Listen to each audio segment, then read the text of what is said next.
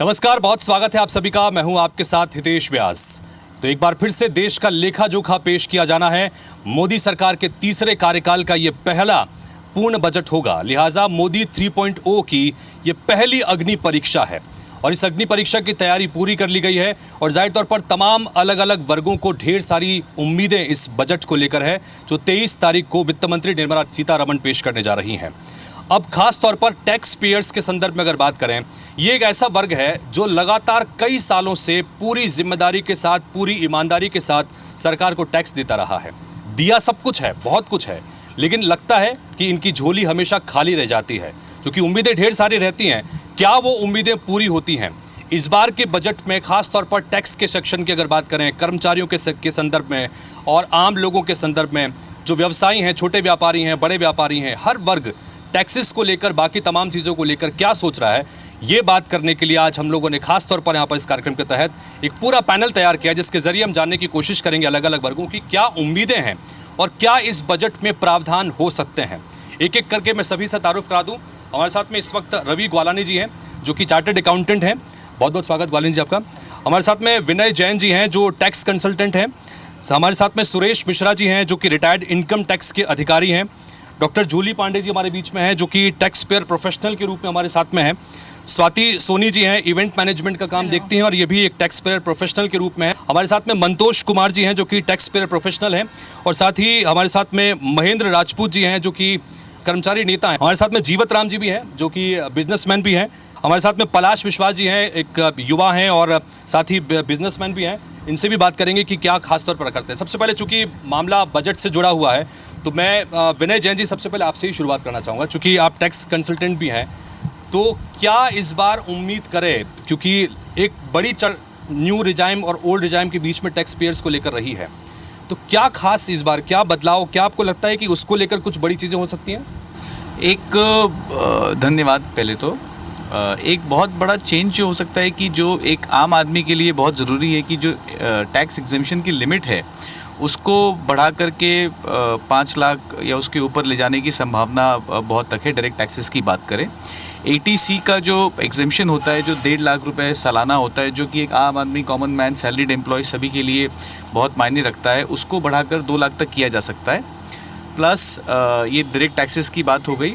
और GST की बात करें तो जो सारे MSMEs और जितने भी व्यापारी वर्ग हैं जो आज 5 साल 6 साल से GST आने के बाद एक तरीके से जूझ रहे हैं, बिकॉज बहुत ही कॉम्प्लेक्स प्रक्रिया है, तो सिंप्लीफिकेशन के लिए काफ़ी स्टेप्स लिए जा सकते हैं। GST काउंसिल है वो उस तरफ बढ़ रहा है, पर जो वित्त मंत्री जी की जो किसी से उम्मीद है कि और उसको सिंप्लीफाई करें, जो नोटिसेस बहुत ज़्यादा आ रहे हैं, पेनल्टी इंटरेस्ट लग रहे हैं, उसको सेटलमेंट स्कीम के थ्रू हटाया जा सकता है। ट्राइब्यूनल जो अभी तक नहीं बने हैं उसकी बहुत ज़रूरत है, तो उस पर एक ठोस कदम लेकर के, ताकि डायरेक्ट टैक्स और GST इनडायरेक्ट टैक्स दोनों से आम आदमी वर्ग, MSMEs को जो एक फ़ायदा मिले, ये कुछ इंपॉर्टेंट पॉइंट्स है जो एक्सपेक्टेशन है और जो होनी चाहिए, मुझे लगता है। रवि जी, जानना चाहूँगा आपसे, चूँकि आप CA भी हैं और इस वक्त चूँकि जुलाई का महीना चल रहा है तो बड़ा आप बिजी हैं और चूँकि सारे लोग इस वक्त भी अपना इनकम टैक्स रिटर्न फाइल भी करते हैं।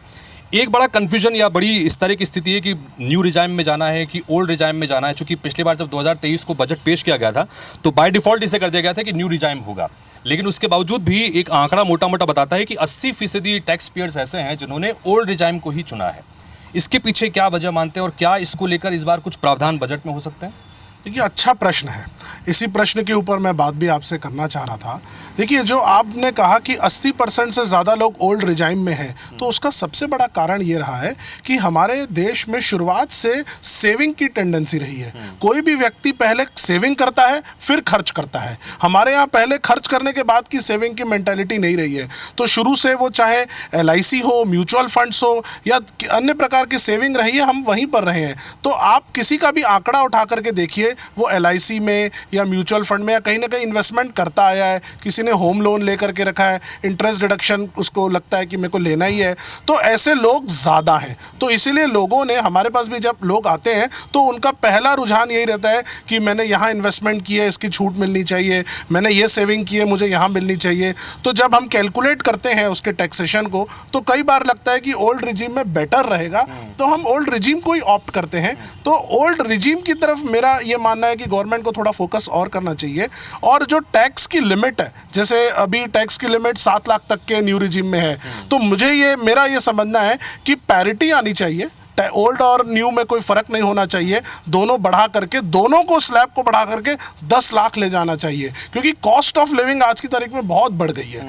आप हर वर्ग की बात करिए, खर्चे इतने हो गए हैं कि at the end of the day saving कुछ बचती नहीं है। दूसरा, होम लोन के डिडक्शन की अगर आप बात करेंगे तो अरसा हो गया, 1.5 लाख था, 2 लाख पे रुका हुआ है, वो 1.5 से 2, इसको बढ़ाया जाना चाहिए, क्योंकि आज की तारीख में सस्ते घर उस लेवल पे नहीं मिल रहे हैं, क्योंकि ओवरऑल कॉस्टिंग बढ़ चुकी है। और दूसरा बड़ी चीज़ जो मुझे ऐसा लगता है कि एक स्पेशल स्लैब जो पहले फीमेल्स के लिए होता था कि अगर महिला कमा रही है तो उसकी स्लैब लिमिट हाई होती थी, जो बाद में धीरे से बंद हो गई है। तो मुझे ऐसा लगता है कि वापस फीमेल्स के उस स्लैब के ऊपर फोकस करना चाहिए कि अगर कोई एक महिला काम कर रही है, फील्ड में जा रही है, तो उसके लिए चैलेंजेस एक मेल से ज़्यादा रहते हैं, तो उन चैलेंजेस को मीट करते हुए एक फीमेल की स्लैब को वापस रीइंट्रोड्यूस करते हुए और एक लिमिट बढ़ा करके देनी चाहिए, ऐसा मेरा मानना है। स्वाति जी आपके पास में बैठी हुई हैं, आपने खास तौर पर फीमेल्स का जिक्र किया। स्वाति जी, क्या उम्मीद कर रही हैं इस बार की बजट में? मैं रवि जी से बिल्कुल सहमत हूँ। सेकेंडली, जैसे अभी हमारा 3 लाख है, मुझे लगता है पिछले 10 साल से ये स्लैब चेंज नहीं हुआ है। मैं एज अ विमेन एंटरप्रेन्योर ये एक्सपेक्ट करती हूँ कि इस बजट में कम से कम हमें 7 लाख तक का एग्जेम्पशन मिले, क्योंकि जैसे इन्होंने कहा कि खर्चे बिज़नेस चलाने के, कॉस्ट ऑफ लिविंग, सब कुछ बहुत ज़्यादा हाई हो चुका है और स्लैब में कोई चेंज नहीं आया है। इससे काफ़ी कुछ फ़र्क पड़ेगा, मुझे ऐसा लगता है। ये ग्रेट हेल्प होगी अगर ये चीज़ हो जाए हमारे बिजनेस में। चलिए, तो क्योंकि वित्त मंत्री भी एक महिला हैं, तो क्या जो इस जाहिर तौर पर महिलाओं की बड़ी उम्मीदें इस बजट से, हर बजट से लगातार रहती हैं, तो क्या उन उम्मीदों को पूरा कर पाएंगे? ढेर सारी उम्मीदें हैं। सुरेश जी, मैं आपसे जानना चाहूँगा, चूँकि आप इनकम टैक्स ऑफिसर भी रहे हैं और लगातार अगर आप देखें तो टैक्स स्लैब जो है वो 12 साल हो चुके हैं, 12 साल से टैक्स स्लैब में कभी कोई बदलाव नहीं आया और पिछले 30 साल के दौरान ये सबसे लंबा वक्फा ऐसा है कि जब कोई बदलाव इसमें नहीं किया गया है। तो क्या आपको लगता है कि वाकई में अभी की जो परिस्थितियां चल रही हैं, इस परिस्थितियों के आधार पर इस बार टैक्स स्लैब में कोई बदलाव होना चाहिए, या होना चाहिए तो किस तरह का होना चाहिए? इसलिए कर्मचारियों को बहुत ज़्यादा समस्या होती है, क्योंकि उनको तो सैलरी मिलती है, उसी में टैक्स काट के देना पड़ता है। या तो उनको टैक्स काट के सैलरी दे दें या सैलरी में टैक्स न लें, ये होगा। लेकिन मैं एक आयकर विभाग की तरफ से बोलना चाहूँगा कि ये सरकार की एक मजबूरी है। अगर विकास कार्य करने हैं तो टैक्स कहीं से मिलना पड़ेगा। राजस्व प्राप्तियाँ सबसे महत्वपूर्ण प्राप्तियाँ हैं। लेकिन एक जैन साहब ने एक चर्चा की, ग्वालानी जी ने चर्चा की जीएसटी के बारे में, तो जीएसटी को बताऊँ तो सरकारी कानून में पेचीदगियाँ बहुत हैं। क्योंकि मैं रिटायर्ड हूँ तो मैं बोलने में कोई संकोच नहीं करूँगा। जैसे सामान लेने अपन मैदा और शक्कर, यदि हलवाई की दुकान में जाएगा तो जीएसटी एकदम 0 है, और यही अगर बेकिंग में चला जाए, बिस्किट बन जाए तो 8% 18% चला जाता है। तो ये किस प्रकार बहुत सारी चीज़ें आज भी अपन नहीं समझ पाए हैं। नारियल तेल भी वैसे ही, अगर सेल में लगाने वाला है तो जीएसटी कम है, उससे कोई उत्पाद बन रहा है तो ज़्यादा है। तो जीएसटी की जो पेचीदगियाँ हैं मैदा शक्कर वाली और नारियल तेल वाली, उसको एक कॉम्प्लिकेशन को कम किया जाए, क्योंकि आज तक कोई भी एक्सपर्ट ये नहीं है या कोई व्यक्ति नहीं है जो उसके बारे में बता सके कि जीएसटी क्या है। हाँ, इस पर बात करेंगे, क्योंकि मैं आगे लगातार चर्चा करूंगा। एक बार सबसे चर्चा कर लें कि एग्जैक्टली क्या संभावना है, क्या उम्मीदें सब हर वर्ग को लेकर है।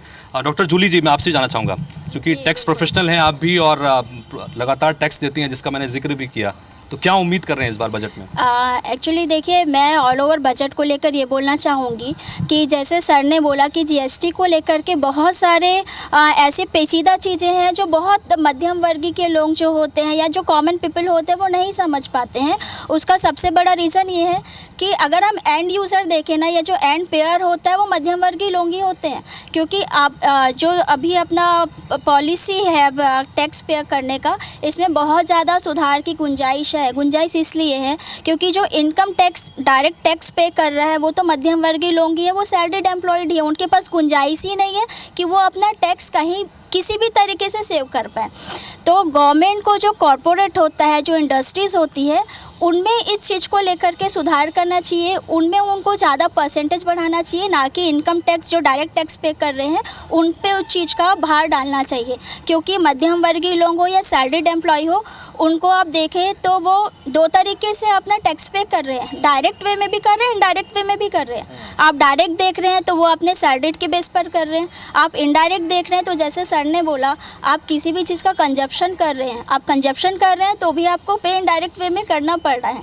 तो ये जो सुधार की गुंजाइश है बहुत ज़्यादा है और गवर्नमेंट को इस चीज़ में ध्यान देने की नीड है। इससे क्या होगा, इससे कहीं ना कहीं देश की इकोनॉमी भी सुधर सकती है। वो कैसे सुधर सकती है, अगर मध्यम वर्गीय लोगों के में टैक्स पे करने का लोड कम आता है तो उनके पास अपने बजट को लेकर के चीज़ें थोड़ी बढ़ जाएंगी और वो कंजप्शन ज़्यादा से ज़्यादा करेंगे। अगर वो कंजप्शन ज़्यादा करेंगे तो कहीं ना कहीं देश की इकोनॉमी ग्रोथ कर सकती है। तो ये आपने अच्छी सलाह भी दी यहाँ पर, चूंकि अगर आम उपभोक्ता है उसके जेब में ज़्यादा पैसा होगा, टैक्स को से लेकर थोड़ी सी अगर रिलैक्सेशन होंगी तो जाहिर तौर पर इकोनॉमी इससे फ्लरिश करती है। ये सब चीज़ें भी हैं। मंतोष जी, आपसे जाना चाहेंगे, क्या उम्मीद आप कर रहे हैं इस बजट को लेकर, चूँकि आप भी एक टैक्स पेयर प्रोफेशनल हैं और जैसे कि हमने अभी चर्चा की यहाँ पर कि बजट में जो टैक्स स्लैब में बदलाव नहीं हुआ है, बहुत लंबा अरसा हो गया है, महंगाई लगातार बढ़ रही है, 1 रुपए की जो कीमत थी आज उसकी कीमत करीब 55 पैसे के आसपास हो चुकी है आज से 10-12 साल पहले की स्थिति में। जी। तो ये बहुत सारे बदलाव भी हैं, जी। तो इसको कैसे देख रहे हैं आप? जी बिल्कुल, as a salary class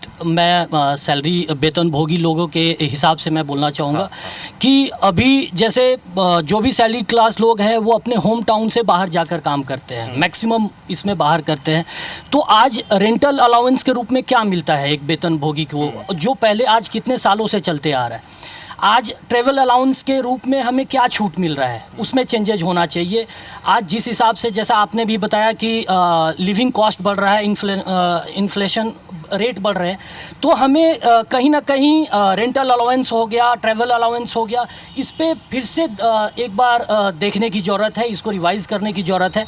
apart from this इसमें और भी क्या हो सकता है कि जैसे सर ने अभी रवि सर ने बताया कि जो एटीसी में रिबेट होना चाहिए वो बढ़ना चाहिए। आज जो भी सैलरी क्लास लोग हैं, हैंड टू माउथ है, आज जो आता है पैसा वो आधे टैक्स में जाते हैं और बाकी रेंट में और ईएमआई में जा रहा है, तो उनके पास क्या बच रहा है। तो हमें तो सरकार से एक्सपेक्टेशन ये है कि हमारा जो सब्सिडाइज होना चाहिए एक सैलरी क्लास लोगों में, वहाँ पे कहीं ना कहीं बदलाव की ज़रूरत है। ये हमारी एक्सपेक्टेशन। सैलरीड क्लास के लिए अभी आपने सुना एक्सपेक्टेशन को लेकर, चूंकि हमारे बीच में व्यापार जगत से भी जीवत राम जी हैं। जीवत राम जी बिजनेसमैन हैं चूंकि, और खास तौर पर छोटे व्यापारी जो उनके एक लिमिट में जिनका व्यापार होता है, इन सब की बड़ी उम्मीदें रहती है। और टैक्सेस को लेकर, जीएसटी की तमाम चीज़ों को लेकर बहुत सारी पेचीदगियाँ हैं। आप किस तरह से देखते हैं, क्या उम्मीद कर रहे हैं इस बार बजट में? आप क्या ऐसे प्रावधान है जो होने की चाहिए? 10-12 साल जो अपना जो इनकम टैक्स का जो सीमा है उसको स्थिर कर दी गया, उसकी सीमा बढ़ा दी, जैसे रवि भाई ने बोला। इसलिए मैं बोलता हूँ कि जैसे मध्यम वर्गीय जो हम लोग हैं, हम लोग को टैक्स के कारण से जीएसटी आज तक बड़े बड़ों को समझ नहीं, हम लोग को भी समझ में नहीं आती है। ये 9% और 9%, 9% गवर्नमेंट, सेंट्रल गवर्नमेंट लेती है, 9% स्टेट गवर्नमेंट लेती है। पहले यही 4% था और 8% था। तो आम आदमी तो पिस रहा है ना इसमें, टैक्सेस में बहुत तकलीफ है। और दूसरा, गवर्नमेंट को अपने खर्चे कम करना चाहिए। जो इन लोग को विशेष छूट है नेता लोग को, ये नेता लोग की छूट में बैन होना चाहिए, क्योंकि वही चीज़ हमको यहाँ पे 15 रुपये मिलती है, उनको 2 रुपये मिलती है। आखिर क्यों है? तो हिंदुस्तानी ना, रेट में इतना डिफरेंस क्यों? बस इतना ही बोलना चाहूँगा। और बहुत सारी सरकार ने स्कीम्स भी ऐसी लगा रखी हैं। रवि जी, आप कुछ कहना चाह रहे हैं, अपनी बात रखिएगा। और दूसरा ये कि एक सवाल मेरा आपसे ऐड ऑन ये भी है, आपने महंगाई का भी जिक्र किया, चूँकि महंगाई भी लगातार पिछले 10-12 साल के परिप्रेक्ष्य में बढ़ी है। चूँकि हम लोग लगातार स्लैब की बात कर रहे हैं, स्लैब में बदलाव हुआ नहीं। जैसा मैंने जिक्र भी किया कि अगर आप उसको कंपेयर करें तो 1 रुपये जो आज से 10 साल पहले जिसकी जो वैल्यू थी, आज वो 55-56 पैसे के आसपास आ चुकी है। यानी कि उसी हिसाब से आदमी की इनकम पर भी असर पड़ा है, लेकिन टैक्स स्लैब वहीं के वहीं है। तो इसमें इस वजह से भी बदलाव की महसूस होती है। दूसरा ये कि चुनौतियाँ सरकार के लेवल पर क्या है, जिस बात का जिक्र अभी जूली जी ने भी किया था। देखिए, गवर्नमेंट के लिए सबसे बड़ी चीज़ है फिस्कल डेफिसिट को मेंटेन करना। आज की तारीख में देश में हर वर्ग की उम्मीदें बहुत हैं। हर व्यक्ति चाहता है कि उसके लिए कुछ सरकार करे, लेकिन सरकार के पास कई बार ऐसा होता है कि संसाधन सीमित रहते हैं, तो कभी किसी को वो खुश कर पाती है, किसी को खुश नहीं कर पाती है। लेकिन मेरा ये मानना है कि एक चीज़ कॉमन है जो पूरे, अगर कन्याकुमारी से कश्मीर तक देखेंगे तो वो ये है जो अभी आपने बात कही कि कॉस्ट ऑफ लिविंग बढ़ चुकी है।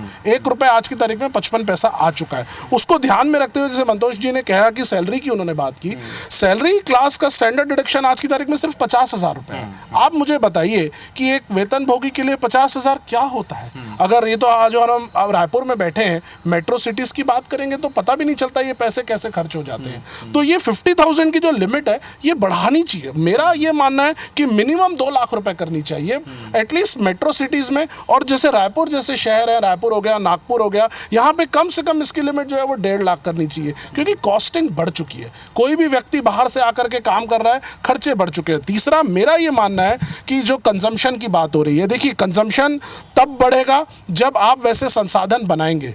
एम्प्लॉयमेंट के ऊपर फोकस मेरे हिसाब से रखना चाहिए।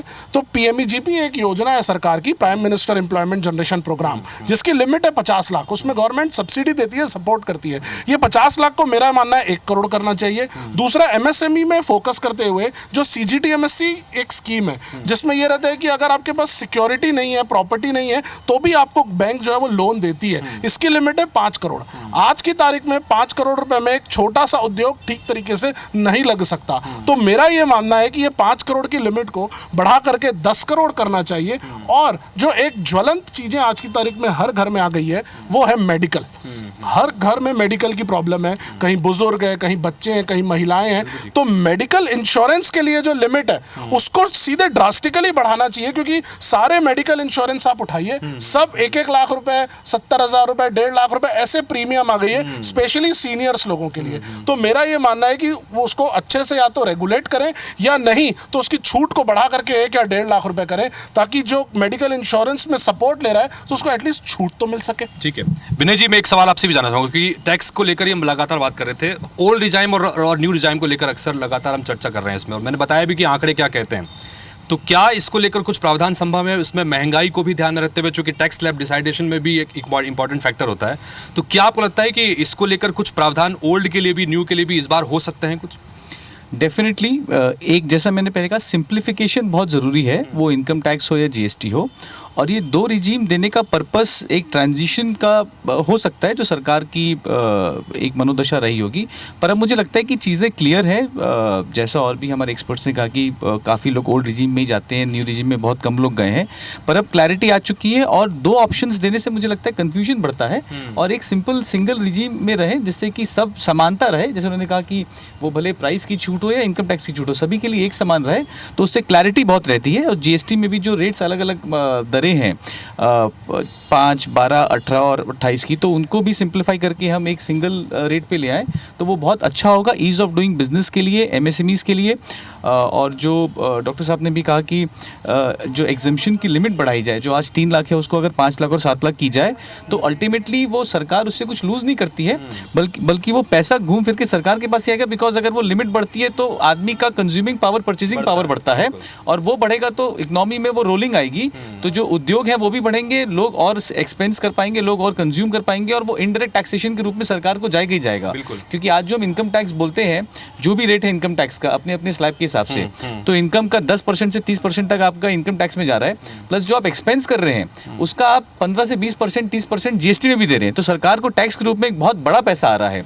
तो उसको कॉमन एक पर्सन के लिए एग्जम्पशन लिमिट को बढ़ा के सिंप्लीफाई करने की बहुत आवश्यकता है, जो एक सिंगल रिजीम से हो सकती है। बिल्कुल, सिंगल रिजीम से हो सकती है। जो अगर 2 रिजीम अगर चल रहे हैं तो जाहिर तौर पर ये कन्फ्यूजन पैदा करते हैं। इस कन्फ्यूजन को दूर करने के लिए सिंगल रिजाइम की तरफ कुछ सकारात्मक कदम होने चाहिए, इस बात की उम्मीद कर रहे हैं। हमारे साथ में महेंद्र जी भी हैं। महेंद्र जी, आप चूँकि कर्मचारी वर्ग से हैं और सबसे ज़्यादा उम्मीदें रहती हैं इस सेक्टर को, तो आपको क्या लगता है, क्योंकि टैक्स में राहत मिलनी चाहिए और साथ ही नगद इनकम यानी कि जेब में पैसा बढ़ना चाहिए, ये सभी की उम्मीद रहती है हर कर्मचारी की, आप क्या उम्मीद करते हैं? जी बिल्कुल, एक कर्मचारी के तौर पे और कर्मचारी नेता के तौर पे, जैसा कि हमारे एक्सपर्ट्स ने बताया कि हम लोग बहुत आशान्वित रहते हैं जब भी कोई बजट आता है तो कर्मचारियों को टैक्स लिमिट के लिए। आप सबने जैसा बताया, स्वाति मैडम ने भी बताया कि लगभग 12 साल से टैक्स स्लैब में कोई परिवर्तन नहीं हुआ। 2012-13 का लगभग बेस है वो जो आज टैक्स स्लैब है हमारे पास, जबकि रुपये का लगातार अवमूल्यन हो गया है और 55 पैसे के लगभग 1 रुपये की वैल्यू आज हो चुकी है।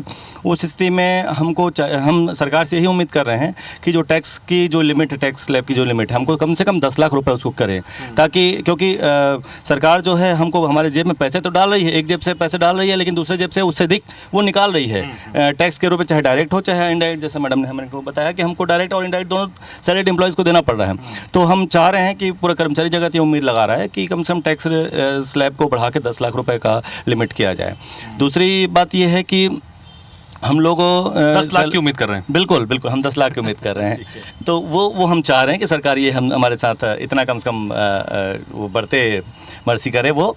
और इसी प्रकार से जो हमारी जो इनकम का बड़ा हिस्सा है 12% लगभग हम लोग जीपीएफ के रूप में और बाकी जो है सेविंग्स के रूप में हम लोग देते हैं।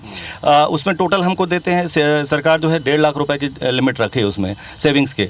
अगर उस चीज़ को हमको, क्योंकि सरकार वो जो हमारा पैसा है वो सरकार लगभग लाइफ टाइम तक या अन्य सेविंग स्कीम्स में चाहे पीपीएफ हो या अन्य हो, वो पैसे एक निश्चित अवधि तक सरकार के पास ही रहती है, जिसका वो सामाजिक कार्यों में या जो भी सोशल एक्टिविटीज़ है उसमें उपयोग सरकार ही करती है। तो उसके लिमिट को भी 1.5 लाख की अपेक्षा उसको 3 लाख किया जाए, ये हमारी अपेक्षा है। इस तरीके से हमारी जो कर्मचारी जगत है वो चाह रहा है कि टैक्स के इस पर मैं रवि जी से और चेतन जी आपसे समझूंगा जो बात इन्होंने यहाँ पर रखी हैं कि क्या क्या उसमें चीज़ें हैं, लेकिन मैं पलाश जी को भी शामिल करता हूँ। पलाश जी, आप क्या उम्मीद कर रहे हैं? चूँकि एक युवा एंटरप्रेन्योर हैं आप और जिम चलाते हैं यहाँ पर, और जाहिर सी बात है कि टैक्स के दायरे, जीएसटी, तमाम चीज़ों से लेकर आपको भी बड़ा जूझना पड़ता है। क्या उम्मीद करते हैं? देखिए सर, क्या है सबसे बड़ा जो अभी फिटनेस इंडस्ट्री की बात करें, फिटनेस हेल्थ को लेकर बात कर रहे हैं, तो इंडिया का जो सिनेरियो है अभी सबको, अभी कोरोना काल में हमने देखा कि सबको फिटनेस के लिए सब लोग जागरूक हुए, लेकिन जागरूक होने के साथ साथ जो मिडिल क्लास है या जो जाना चाहते, जो मेजर लोग हैं, वो अगर जिम जाना चाहते हैं तो जिम की कॉस्ट बहुत हैवी दिख रहा है। या फिर जिम का सेटअप, कोई बिजनेस अगर हम सेटअप कर रहे हैं तो जिम का कॉस्ट बहुत हैवी है, मतलब बहुत ज़्यादा मतलब कॉस्टिंग है उसका, और जिम जाना भी उसके लिए टैक्स 18% का टैक्सेस, जीएसटी 18% का उसमें लगता है। तो इसको जितना रिड्यूस अगर गवर्नमेंट करेगी तो उससे क्या होगा, आम आदमी तक ये सब चीज़ें पहुँच सकती है। अगर इंडिया की बात करें तो 0.2 से लेकर 0.3 तक का लोग परसेंटेज के लोग पॉइंट में हैं, मतलब इतने लोग जिम जाते हैं, बाकी लोग नहीं जाते हैं। और अगर इक्वल यूएस की बात करें जो 15 to 21% तक वो लोग जाते हैं जिम, तो अगर इस रेशियो को ऊपर तक ले जाना है तो कहीं ना कहीं टैक्सेस के रिलैक्सेशन होंगे, तभी आम आदमी तक ये सब चीज़ें पहुँच पाएंगी, क्योंकि अभी ये लग्जरी आइटम में आता है, ये आम आदमी तक पहुँच ही नहीं है इसकी। तो मेरे ख्याल से टैक्स में रिलैक्सेशन होगा तो ही लोग जागरूक हो पाएंगे।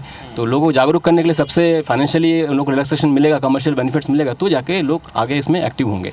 तो सुरेश जी, जैसे सब लोग रिलैक्सेशन चाहते हैं, जाहिर सी बात है कि हर किसी को उम्मीद है कि राहत मिले, लेकिन सरकार की फाइनेंशियल स्थितियाँ भी आपने जिसका भी जिक्र भी किया, इन सब के बीच क्या चुनौतियाँ हो सकती हैं, किस तरह की लाइबिलिटीज़ हो सकती हैं सरकार के ऊपर भी, और जो लगातार हर वर्ग उम्मीद कर रहा है, तो उन सबको भी ध्यान में रखना है, बैलेंस बना के रखना है, इसको कैसे कर पाएंगे? बहुत महत्वपूर्ण प्रश्न है आपका, क्योंकि सरकार को डेवलपमेंट भी देखना है, और बहुत जो सीमांत लोग हैं, जो एकदम गरीब वर्ग हैं, जो मनरेगा लेवल पे हैं, उनको भी ध्यान रखना है। वो तो कहीं टैक्स से उनको कोई लेना देना नहीं है, ना टैक्स के बारे में समझते हैं। लेकिन यहाँ पर चूंकि एक बहुत महत्वपूर्ण चैनल है आईबीसी, तो एक वर्ग छूट रहा है, सीनियर सिटीजन्स का। हालांकि टैक्स रेट में 60 से 80 वालों के लिए प्रावधान है, 80 से ऊपर वालों के लिए प्रावधान है।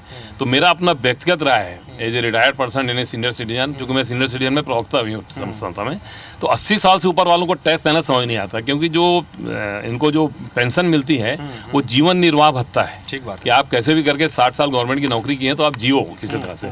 और ऐसी स्थिति में जब रुपए का अवमूल्यन हो चुका है, एक बुजुर्ग कैसे जिएगा, कि उसकी मेडिकल फैसिलिटी बढ़ जाती है। गालानी जी ने बहुत अच्छी बात कही थी मेडिकल वाली, और बहुत ज़्यादा समस्या मेडिकल को लेके है सीनियर सिटीजन के साथ। क्या होता है, कॉर्पोरेट ऑफिस 9 से 6 काम करते हैं, और कोई बीमार हो गया रात शाम को 7 बजे के बाद, तो बहुत सारी दिक्कत है, जब तक वहाँ से अप्रूवल नहीं आएगा उसका ट्रीटमेंट चालू नहीं होगा। तो कुल मिला के सीनियर सिटीजन वाला वर्ग छूट रहा था, उस पर भी विचार होना चाहिए। और स्लैब के बारे में जो सबने कहा है उससे मैं पूर्णतः सहमत हूँ, स्लैब 10 लाख से ऊपर ही होना चाहिए, स्टैंडर्ड एक्शन भी बढ़ना चाहिए।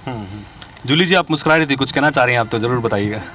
जी, एक्चुअली मैं मेडिकल फील्ड से हूँ, और जैसे सर ने बोला और जैसे बाकी वक्ताओं ने यहाँ बोला है मेडिकल फील्ड को लेकर के, तो मुझे ऐसा लगता है कि जब हम टैक्स पे करते हैं ना, तो इसको भी असेंशियल और नॉन असेंशियल की कैटेगरी में डिवाइड किया जाना चाहिए। असेंशियल में आपको वो सारी चीज़ें डालनी चाहिए जो लाइफ के लिए एक्चुअल में असेंशियल है। अगर हम मेडिकल फील्ड की बात करें तो चाहे आप, जैसे इन्होंने बताया कि चाहे आप फार्मा की चीज़ें देखें, मेडिसिन देखें या फिर मेडिकल इंस्ट्रूमेंट देखें, तो उसमें टैक्स एक्चुअल में बहुत ज़्यादा है। लेकिन अगर हम नॉन एसेंशियल चीज़ों में जाते हैं, फॉर एग्जांपल गोल्ड, जो फीमेल का एक्चुअल में सबसे फेवरेट सामान होता है, तो इन सारी चीज़ों में टैक्स अगर हम देख रहे हैं तो वो कम है। तो जो आप टैक्स पे कर रहे हैं ना, उसको अगर आप एसेंशियल और नॉन एसेंशियल चीज़ों में डालते हैं तो ये भी बहुत ज़्यादा एक हेल्पफुल हो जाएगा मिडिल क्लास वर्ग के लोगों के लिए, क्योंकि नो डाउट सबसे ज़्यादा जो होता है ना मिडिल क्लास वर्ग, वही इन चीज़ों में आगे घिसता है। स्वाति जी, क्या कहना चाहेंगी? उन्होंने ये सब कहा है कि कंजम्पशन और बाकी चीज़ों को लेकर भी, और हेल्थ के इश्यूज़ को लेकर भी, और इंश्योरेंस की बात भी यहाँ पर निकली कि हेल्थ सेक्टर को लेकर भी, बाकी इसके अलावा भी अगर आप। हाँ, मतलब बड़ा बेसिक सा आइडिया है। हम चाहते हैं हम ऐसे देश में रहे जो टैक्स फ्री रहे। ऐसे देश हैं, लोग वहाँ माइग्रेट हो रहे हैं, वहाँ रहना पसंद कर रहे हैं, they feel very happy about it.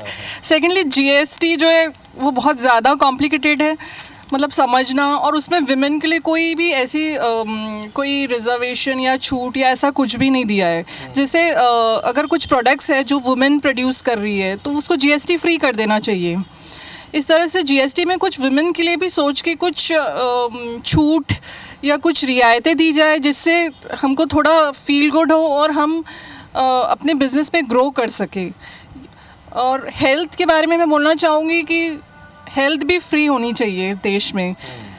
Basically 1 lakh 2 lakh limit या ये सब छोड़ के हेल्थ, एजुकेशन, ये 2 बेसिक चीज़ें जो हमें फ्री चाहिए, और जिसका क्वालिटी फ्री होने के बावजूद भी बहुत अच्छा हो और हम बहुत सुकून से इस देश में रह सकें। नहीं जी, जो कि हेल्थ की बात निकली है, जो भी बात रवि जी ने भी कही कि हेल्थ इंश्योरेंस सेक्टर जो है वो बहुत बूम किया है, खासतौर पर कोरोना के बाद में। लेकिन इन सब के साथ में जो इंश्योरेंस पॉलिसीज़ हैं वो इतनी महंगी हो गई हैं कि आम लोगों के लिए अफोर्डेबल भी नहीं रह गई। और दूसरा, उसको लेकर भी जो 30D के तहत जो छूट मिलती है, उसके अंदर जो टैक्स बेनिफिट्स मिलते हैं, उसके अंदर भी बहुत सारी चीज़ें अभी तक बहुत पुराने स्तर पर चल रही हैं। तो क्या आपको लगता है कि हेल्थ, चूँकि ज़ाहिर तौर पर एक देश का स्वास्थ्य, लोगों का स्वास्थ्य सबसे सर्वोच्च प्राथमिकता पे होना चाहिए, तो आपको क्या लगता है कि इसमें क्या किया जाना चाहिए और क्या हो सकता है? ये बहुत ही सटीक सवाल है आपका, और बहुत ही इम्पॉर्टेंट विषय है, क्योंकि हमारे शास्त्रों में भी कहा गया है कि पहला सुख निरोगी काया, वो है तो बाकी चीज़ों का महत्व है। और आज जो स्थिति है कोरोना में, जो हमने देखा, और आज जो स्थिति है, तो ऐसा लगता है कि बीमार होना गरीब के लिए पाप हो गया है। जिस लेवल पे हॉस्पिटल्स और सारे खर्चे बढ़ गए हैं, गवर्नमेंट ने ज़रूर कुछ इंश्योरेंस स्कीम्स निकाली हुई हैं, पर उन सभी स्कीम्स को प्रॉपर तरीके से चैनल करके उसका बेनिफिट जो उसको डिज़र्व करते हैं उन तक पहुंचना बहुत ज़रूरी है। गवर्नमेंट का एक इंटेंशन तो है जिस पे गवर्नमेंट काम कर रही है, पर मुझे लगता है कि सेंट्रल और स्टेट गवर्नमेंट्स का वो समन्वय नहीं है, जिससे कि जो एक छोटे तबके के लोग हैं, जो लोअर मिडिल क्लास और लोअर क्लास में जो लोग आते हैं, स्पेशली जो एक बहुत ही मेजॉरिटी ऑफ द पॉपुलेशन है, उन तक ये बेनिफिट पूरी तरीके से नहीं पहुंच पा रहा है। इंश्योरेंस के प्रीमियम्स को थोड़ा स्टैंडर्डाइज करवाना बहुत ज़रूरी, बिकॉज स्पेशली कोरोना के बाद बहुत ज़्यादा जो इस पर एक राइज़ हुआ है, एक ड्रास्टिक राइज़ देखने को मिला है प्रीमियम्स में, तो उसको डेफिनेटली कुछ नई छूट के माध्यम से उसके प्रीमियम्स पे एडिशनल छूट बढ़ा करके और गवर्नमेंट की कुछ ऐसी स्कीम्स निकाल करके उसको लाइन पे लाना ज़रूरी है, बिकॉज तेज़ी से हम देख रहे हैं कि हॉस्पिटलाइजेशन के खर्चे बढ़ रहे हैं और केसेस भी बढ़ते जा रहे हैं। तो बहुत ज़रूरी है कि ओवरऑल वेलबींग और बेनिफिट ऑफ पॉपुलेशन के लिए कि गवर्नमेंट उसको टैक्स और इंसेंटिव्स के माध्यम से सैनिटाइज करे। रवि जी, जीएसटी को लेकर लगातार यहाँ पर चर्चा भी हो रही है कि चूंकि जीएसटी के जो प्रावधान हैं वो बड़े या तो कॉम्प्लिकेटेड हैं या उसमें अभी भी छूट की ज़रूरत है। जैसे कि स्वाति जी ने भी बताया कि कम से कम जो वुमेन ओरिएंटेड चीज़ें हैं या फिर जो वुमेन जिसको प्रोड्यूस कर रही हैं, कम से कम उसे टैक्स से फ्री किया जाए। बहुत सारे अभी भी चीज़ें ऐसी हैं जो कि 28% और 18% के स्लैब में अभी भी हैं, जिसको कम करने की ज़रूरत है। क्या आपको लगता है कि कुछ संभावना इसमें नज़र आती है इस बार के बजट में? देखिए, जीएसटी बहुत कुछ डिपेंड हो गया है जीएसटी काउंसिल के ऊपर। आज की तारीख में बजट में जीएसटी में सिर्फ जनरली कस्टम्स और जो एक्साइज में प्रोडक्ट थोड़े बहुत रह गए हैं उसी के ऊपर फोकस रहेगा। काउंसिल का बहुत बड़ा मैटर है, लेकिन एक चीज़ है कि उसमें अगर आने वाले बजट में हमारी वित्त मंत्री जी अगर अपनी कुछ मंशा जाहिर करती है कि सरकार का इंटेंशन क्या है, किस तरह पे आने वाला समय जाएगा, तो मुझे लगता है जीएसटी काउंसिल उस पर फैसले लेगी। लेकिन मैं आपने जो एक पॉइंट रेस किया है, मैं बताना चाहूँगा, जो टैक्स फ्री की मैडम ने बात की, स्वाति जी ने अच्छी बात की कि हम ऐसे देश में रहना चाहते हैं जहाँ किसी भी प्रकार का टैक्स ना हो। मैं आपको थोड़ा इतिहास में लेके चलता हूँ। हमारे इनकम टैक्स में एक प्रावधान होता था 80IA 80IB, जिसमें हिमाचल, उत्तराखंड और नॉर्थ ईस्ट स्टेट्स में टैक्स हेवंस बनाए गए थे कि अगर वहां पर अगर आप कोई उद्योग डालते हैं तो एक्साइज नहीं लगेगा, इनकम टैक्स नहीं लगेगा, वैट नहीं लगेगा और आपको छूट मिलेंगी। लेकिन वो एक सनसेट क्लॉज के अंतर्गत था जो 10 साल में खत्म हो गया, वो उसके बाद चालू नहीं किए गए। तो अगर इस तरह के हम टैक्स हेवंस की वर्किंग करते हैं पूरे देश में कि जहां जहां पिछड़े एरिया हैं, तो मुझे ऐसा लगता है कि जो टैक्स फ्री की जो इन्होंने कल्पना, देखिए कोई सोचेगा तो कल वो होता है। तो हो सकता है अगर इस तरह की वर्किंग पर वापस अगर गवर्नमेंट काम करे तो कहीं ना कहीं चीज़ों के रेट गिरेंगे और कंजम्पशन अगर बढ़ेगा तो पैसा कोई रख के कहाँ जाएगा, अल्टीमेटली खर्चा ही करेगा और जब वो खर्चा करेगा तो रोल होकर के सरकार के पास ही आना है। तो कंजम्पशन को बढ़ाने के लिए टैक्स हेवंस जो सनसेट क्लॉज के अंतर्गत बंद हो गए हैं, मुझे ऐसा लगता है कि फॉर करंट सिनारियो उसको चिन्हित करके वापस चालू करना चाहिए। ऐसा मेरा मानना है। जीवत जी बताइए कि क्या कहेंगे, क्योंकि जीएसटी की जब बात आती है तो व्यापारी वर्ग सबसे ज्यादा प्रभावित इससे होता है और बहुत सारी मांगे लगातार इसको लेकर की जाती रही हैं। क्या है, हमारे हिंदुस्तान में ना अलग अलग टैक्सेस है, अलग अलग टैक्सेस के कारण बहुत तकलीफ आम आदमी को और मिडिल क्लास को और रईस लोग को फर्क पड़ता नहीं है। उसमें क्या, जैसे फॉरेन में मैं सुना हूँ, गया तो नहीं कहीं फॉरेन, वहाँ पे 1 टैक्स लगता है, कोई भी हर चीज़ का 1 टैक्स बस। उसमें इनकम टैक्स भी आता है, सेल टैक्स भी आता है, रोड टैक्स भी आता है, नगर निगम भी आता है, एनीवे पूरे टैक्स एक टाइम। तो इंडिया में भी ऐसा होना चाहिए ताकि आम पब्लिक को एक राहत मिले, उससे बहुत अच्छा रहेगा, रिजल्ट मेरे ख्याल से बहुत अच्छा आएगा उसका। सुरेश जी, आप किस तरह से देख रहे हैं, जो कि देखिए यहाँ पर टैक्स फ्री नेशन की बात भी आई, सिंगल टैक्स जो है उसकी व्यवस्था की बात भी आई, चूँकि टैक्स से लगातार जुड़े रहे, तो क्या ये पॉसिबल है इस तरह की तमाम चीज़ों, हालांकि जीएसटी जब लाया गया था तो यही कहा गया था कि एक टैक्स जो है बाकी तमाम टैक्सों के बजाय उसको लगाया जाएगा। अपन बजट पे ही चर्चा करने बैठे हैं, तो राजस्व प्राप्तियों में अगर टैक्स खत्म हो जाएगा तो मैं सोचता हूँ कि आज की तारीख में ये 2 सीए लोग बैठे हैं, वालानी जी और जैन साहब, ये बताएंगे 6,000 करोड़ पर मंथ ही तो जीएसटी में प्राप्त हो रहा है, तो डेवलपमेंट वर्क कहाँ से होगा। ठीक है, सब अपन अपने हित की बात अपन सोचते हैं, लेकिन कभी कभी सरकार के बारे में सोचना चाहिए कि अगर अपन चाहते हैं कि स्कूल बने, सड़क बने, अस्पताल बने, ठीक है, एम्स जैसे अस्पताल भी हैं यहाँ पर जिसमें अच्छी सुविधाएं हैं, ठीक है, और हर प्रकार का अपन चाहते हैं, लेकिन मेरा अपना सोच है चिकित्सा और शिक्षा में सरकार को बहुत ज़्यादा ध्यान देना पड़ता है, और मेरी व्यक्तिगत राय है यही 2 चीज़ निःशुल्क होना चाहिए, क्योंकि इसमें बहुत आदमी होता है। और एक सज्जन ने किसी ने कहा भी कि गरीब आदमी बीमार पड़ने से बहुत घबराता है और पूरे घर की आफत हो जाती है, ज़मीन जायदाद सब कुछ उनका बिकता है, फिर भी इलाज नहीं हो पाता है। कुल मिला के अब टैक्स तो समाप्त करना बहुत कठिन काम है, क्योंकि व्यय आय में सबसे बड़ा चीज़ है आय, राजस्व प्राप्ति। पूंजी प्राप्ति क्या करेंगे, लोन करेंगे, लोन में सरकार को ब्याज देना पड़ेगा, जैसे वर्ल्ड बैंक से लोन ले रहे हैं, LIC से लोन ले रहे हैं, तो सरकार को रिफंड करना पड़ेगा। एकमात्र साधन है राजस्व प्राप्ति ही, चाहे इनकम टैक्स हो, चाहे जीएसटी का टैक्स हो, चाहे कॉर्पोरेट टैक्स हो, सरकार को आय का साधन वही है, उसी से व्यय करना है। तो विकास कार्यों के लिए तो टैक्स लगाना ही पड़ेगा, बस स्लैब पे है तो 10 लाख वाला कर दें, या फिर एक जो हमें एक नया विदेशी पैटर्न है कि जिसकी ज़्यादा आय होगी उतना कम टैक्स देगा, तो लोग ज़्यादा से ज़्यादा आय बताएंगे, टैक्स संख्या बढ़ जाएगी, अभी 3 करोड़ टैक्स देने वाले हैं, 7 करोड़ टैक्स देने वाले हो जाएंगे। इस स्लैब का स्तर उल्टा कर दिया जाए, जो जितनी ज़्यादा है। रवि जी भी कुछ ऐड ऑन करना चाह रहे हैं। सर सीनियर है, वरिष्ठ हैं, उन्होंने अच्छी बात कही सुरेश जी ने कि अगर राजस्व के आय के स्रोत खत्म हो जाएंगे तो देश कैसे चलेगा। अच्छा प्रश्न है। देखिए, आज यहाँ हर व्यक्ति जो बैठा है एक इंडिविजुअल है। बात यहाँ हम जो कर रहे हैं एक इंडिविजुअल पॉइंट ऑफ व्यू से। आपको मैं बताऊं, देश में इनकम टैक्स की अगर आप बात करेंगे तो 2 तरीके हैं। एक है कॉरपोरेशन टैक्स जो कॉरपोरेट्स देते हैं, एक है इंडिविजुअल जो आम व्यक्ति देता है। Corporates are earning huge profits, वो लोग अच्छा कमा रहे हैं, और वो लोग का अगर आप स्लैब देखेंगे पिछले कई सालों में तो कम हुआ है। जो पहले 30% था उसको कम के 25 किया, नई कंपनी बन रही है तो उसमें 15% तक का प्रावधान है। तो मैटर क्या आ रहा है, corporate taxes are getting reduced, but उसके कंपैरेटिव इंडिविजुअल टैक्सेशन जो है वो कम उस लेवल पे नहीं हो रहा है। तो अगर गवर्नमेंट इसमें कुछ एक पैरिटी बनाए कि इंडिविजुअल्स को थोड़ा सा एक सपोर्ट मिल जाए, और कहीं ना कहीं जो कॉर्पोरेट्स बड़े हैं जो अच्छा कमा रहे हैं, जिनकी बैलेंस शीट आप देखिए they are earning huge profits, तो उनसे अगर आप एक थोड़ा सा चंक और ले लेंगे तो मैं नहीं समझता कि इसमें कोई तकलीफ होगी। बेनिफिट इंडिविजुअल्स को मिलना चाहिए। हाँ, जैसे मैंने अब ये चीज़ पहले भी चर्चा में बोली थी कि जो हमारा एंड यूजर है वो तो हमारा कॉमन मैन ही है ना, जो हम कॉमन पीपल है, क्योंकि कॉरपोरेट वाली बड़ी कंपनी वाले अपना जो भी प्रोडक्शन कर रहे हैं मार्केट में आ रहा है, और मार्केट में आने के बाद उसको यूज़ कौन कर रहा है, कॉमन लोग कर रहे हैं। तो कहीं ना कहीं एंड यूज़र तो वही हो रहे हैं। तो सर ने ये बहुत अच्छा पॉइंट बोला है कि उनके में वो चीज़ परसेंटेज बढ़ाना चाहिए, और जो प्रोग्रेसिव इनका टैक्स पे करने वाले हैं, जो कि हम डायरेक्ट इनकम टैक्स पे कर रहे हैं, उनका वो परसेंटेज कम करना चाहिए। पला जी, इसी में कुछ ऐड ऑन करना। आज बोलिए। सीए गौलानी जी ने बहुत अच्छा प्रश्न उठाया है, क्योंकि आयकर जो है आय पर लगने वाला कर है। इनने एक नया मोड़ दिया है इस चर्चा को कि लाभ पर कर लगे। व्यापारी जगत लाभ कमाता है तो लाभ पर कर लगे, आय पर ना लगे, क्योंकि आय तो आदमी एक बड़ी मुश्किल से मेहनत मशक्कत करके प्राप्त करता है। तो जो प्रॉफिट है उस पर लगे, या जितनी ज़्यादा जिसको कहीं अतिरिक्त आय हो रही है, लाभ हो रहा है, तो लाभ पर कर लगे तो सरकार को राजस्व मिलेगा और व्यवस्थाएं भी चलेंगी। चलिए, मेरे पास थोड़ी सी समय की बाध्यता है तो मैं अब इसके क्लोजिंग सेगमेंट में आ रहा हूँ। तो मैं खासतौर पर जो टैक्स प्रोफेशनल्स हैं, जो टैक्स दे रहे हैं, वो क्या उम्मीद कर रहे हैं इस बजट को लेकर बात करते हैं। पलाश जी बताइएगा।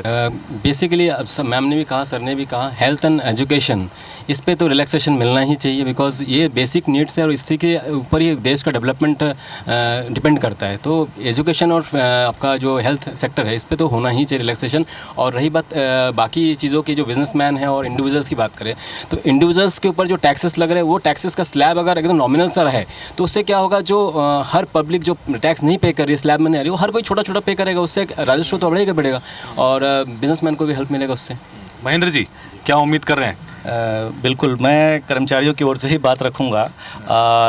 एक विषय हमारा और है जो इसे आप सबसे रिलेटेड ही जो आप जो बात उठा रहे हैं, एक ओपीएस का बड़ा मुद्दा है हमारे कर्मचारी वर्ग में। पिछले लास्ट ईयर में जो हमारी राज्य सरकार ने एक ऐलान किया, राजस्थान सरकार ने भी एक ऐलान किया कि कर्मचारियों के लिए ओपीएस को ऑप्ट करने का ऑप्शन उन्होंने दिया, लेकिन उसकी कोई व्यवस्थित रूपरेखा नहीं बना पाए। और आज की डेट में भी केंद्र सरकार जो है, एक बड़ा वर्ग है कर्मचारियों का, चाहे सेंट्रल में हो चाहे स्टेट्स में हो, उनसे ओपीएस का एक बड़ा मुद्दा है जिसने सरकार को प्रभावित भी किया है। तो सरकार इस विषय पे बहुत ध्यान दे, क्योंकि जब हमको मार्केट बेस्ड चीज़ों पे आप हमारे बुढ़ापे को आप झोंकना चाह रहे हैं, तो हम चाह रहे हैं कि आप एम्प्लॉयज़ के लिए या तो ओपीएस को पुरानी व्यवस्था को फिर से लागू करें, या एनपीएस को इस तरीके से आकर्षक बनाएं कि एटलीस्ट 50% का जो एक गारंटीड स्कीम हो, उस तरीके की कोई व्यवस्था लागू करें, चाहे ताकि कर्मचारियों को ऑप्शन चुनने में वो कंफ्यूज हो जाए। ओल्ड पेंशन स्कीम जो है बेसिकली वो राज्य सरकारों का अपने स्तर पर राज्यों का ऐलान था, उसमें केंद्र सरकार ने कोई बड़ा ऐलान किया नहीं है। जी, तो उसकी संभावना लग रही है। फिर एक कमेटी माननीय प्रधानमंत्री जी ने शायद फॉर्म की है, मुझे जहाँ तक जानकारी है, जो इस विषय को देख रही है। तो हम उस कमेटी से उम्मीद कर रहे हैं कि वो जल्दी से जल्दी इस तरीके से कोई प्रावधान इसमें लाए कि कर्मचारी खुद कंफ्यूज हो जाए कि हम एनपीएस में रहे या ओपीएस में। इसमें बस एक विषय और आप जोड़ना चाहूँगा कि जब हमको आपने मार्केट व्यवस्था आधारित व्यवस्था पे झोंक दिया है, हम चाहते हैं कि बहुत सारे एम्प्लॉयज़ जो सैलरीड एम्प्लॉयज़ हैं, वो आज मार्केट की ओर, चाहे म्यूचुअल फंड्स या छोटे मोटे जो इन्वेस्टमेंट है उनकी ओर जा रहे हैं। तो कम से कम 1-1.5 लाख रुपए तक की कैपिटल गेंस पे हमको छूट दे दे वार्षिक, तो वो भी एक थोड़ी सी राहत हो जाएगी एम्प्लॉयज़ के लिए, ये हम चाह रहे हैं। अभी 1 लाख तक में है शायद, है ना, म्यूचुअल फंड्स में। जी मंतोष जी बताइए, आप क्या कहेंगे, फाइनल क्या उम्मीद कर रहे हैं? फाइनल उम्मीद हमारी ये रहेगी कि स्टैंडर्ड डिडक्शन 50,000 से 2 लाख हो। पहला, जो टैक्स में रिलैक्सेशन है 3 लाख का, आज जो एक स्टैंडर्ड है कि कोई टैक्स नहीं है, वो कम से कम 7 लाख तक जानी चाहिए। जो एज हमारा रेंटल अलाउंस बढ़ना चाहिए, एक वेतनभोगी के हिसाब। हमारा ट्रैवल अलाउंस में जो छूट मिलनी चाहिए वो बिल्कुल अभी नहीं के बराबर बोल सकते हैं, अकॉर्डिंग टू जो अभी इन्फ्लेशन रेट जो है उसके अकॉर्डिंगली कुछ भी नहीं मिलता है, उसमें बढ़ोतरी होनी चाहिए।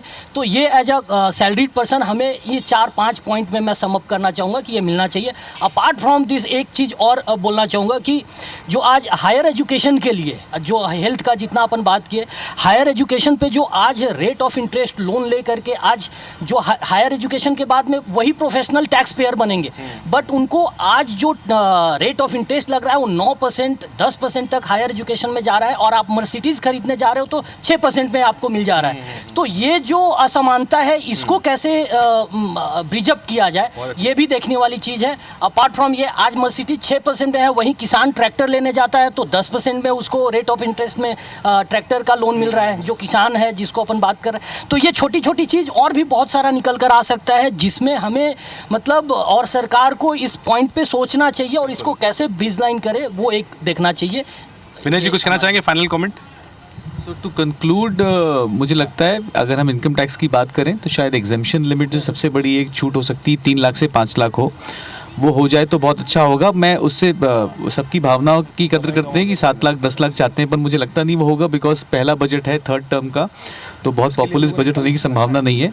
और जीएसटी के लेवल पे मुझे लगता है कि शायद ऑयल एंड पेट्रोल भी अब जीएसटी के दायरे पे आए, उसकी शुरुआत फाइनेंस मिनिस्टर साहब करें उसमें, जिससे कि वन नेशन वन टैक्स की तरफ बढ़ें। तो जो कैस्केडिंग इफेक्ट है, तो जो कॉमन मैन जनता को जो ऑयल एंड पेट्रोल के दाम बहुत ज़्यादा लगते हैं, अगर वो भी जीएसटी में आ गए तो ऑयल एंड पेट्रोल कंपनियों को फ़ायदा होगा, जिसको वो बेनिफिट को पास ऑन कर पाएंगे। जी रवि जी। सर, मैं कंक्लूड करने में एक ही निवेदन करूंगा आपके चैनल के, प्रतिष्ठित चैनल के माध्यम से। एक सैनिक वो होता है जो देश की रक्षा कर रहा है, और एक सैनिक वो है जो देश की रक्षा के लिए कंट्रीब्यूट कर रहा है, टैक्स पेयर्स। तो मेरा ये कहना है कि गवर्नमेंट को उनको फाइनेंशियल सैनिक या फाइनेंशियल सोल्जर्स के नाम से भी संबोधित करना चाहिए, ताकि प्रोत्साहन लगे कि अगर किसी ने टैक्स पटाया है तो उसको ये तो लगना चाहिए कि मैं देश के, राष्ट्र की रक्षा के लिए और देश के लिए दे रहा हूं, तो मुझे कम से कम एक रिकॉग्निशन तो मिले। इस तरह की चीज़ें होनी चाहिए उसमें। चलिए, तो बहुत अच्छी बात यहाँ पर कही, और इसी पॉजिटिव नोट के साथ, क्योंकि उम्मीदें ढेर सारी हैं, और जैसा कि मैंने शुरुआत में कहा था कि टैक्स पेयर्स ईमानदारी से अपनी कमाई का एक हिस्सा सरकार को देते हैं ताकि देश में विकास के काम हो सकें, सरकार सुचारू रूप से आगे बढ़ सके और देश आगे बढ़ सके। लेकिन क्या उसके एवज में इस वर्ग को वो हिस्सा मिल पाता है? क्योंकि उम्मीदें ढेर सारी रहती हैं। इस बार भी जब निर्मला सीतारमण बजट पेश करने के लिए आएंगी तो ये वो तमाम वर्ग जिसके प्रतिनिधियों को आज हमने यहाँ पर इस कार्यक्रम में शामिल किया, ये सभी इस वर्ग से जुड़े लोगों को उम्मीदों के साथ में यहाँ पर हैं कि बहुत सारी उम्मीदें हैं कि क्या वो उम्मीदें पूरी हो पाएंगी। तो उम्मीद ही कर सकते हैं कि कम से कम ये उम्मीदें पूरी हों, और जब बजट का खाका निकल के सामने आए तो हर वर्ग का कम से कम उसमें ध्यान रखा जाए। इसी उम्मीद के साथ आप सभी का बहुत बहुत शुक्रिया चर्चा में शामिल होने के लिए, बात रखने के लिए। तो इसी के साथ फिलहाल इस खास पेशकश में इतना ही। खबरें और अपडेट्स का सिलसिला IBC 24 पर लगातार जारी है। नमस्कार।